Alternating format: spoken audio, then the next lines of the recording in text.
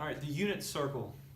The unit circle is called the unit circle because every point on this circle, of course, since it's a circle, every point is the same distance away from the center, but it's the unit circle because every point is 1 unit away from the center. And so the radius is always 1, the center is the origin. And so that means every right triangle we form, if we draw a right triangle to any point here, the hypotenuse is always going to be 1, and this makes evaluating these trig functions for these very common angles so simple. There's so many patterns to this.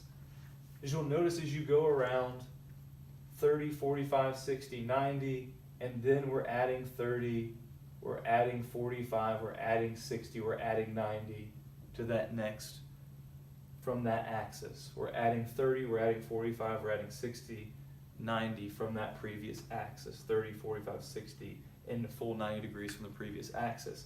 That is one of the patterns, but there's a lot. You'll notice there's pi over 6, pi over 4, pi over 3, and notice how it's it's always over 6, over 4, over 3. Down here in the lower 2 quadrants, it's over 6, over 4, over 3. When it comes to the points going around the outside, there's only 3 values. It's square root of 3 over 2, a half, and root 2 over 2.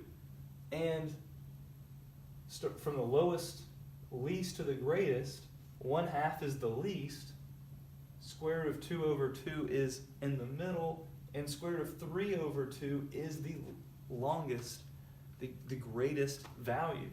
And so when we see this point is the furthest away from the origin as far as horizontal distance away, and so the x value is square root of 3 over 2, but it has the least height away from that axis, and so we have the greatest distance to the right, but the shortest distance up.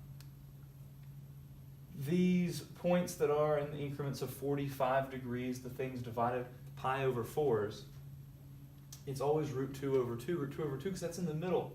It's the middle away on the right, it's the middle as far as going up.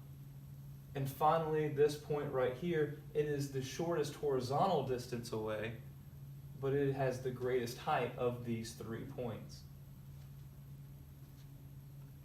And once we understand these, once we can find these, which as you can see there's only 3 different values, it's just about adding some small memorization of that, well, it's reflected across.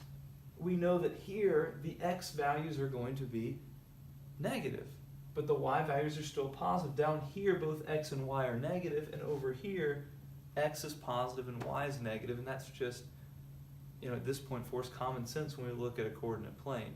So notice these patterns work towards memorizing the unit circle. But the more patterns you notice, the easier it's going to become. Very important skill as you move through this class and go into calculus.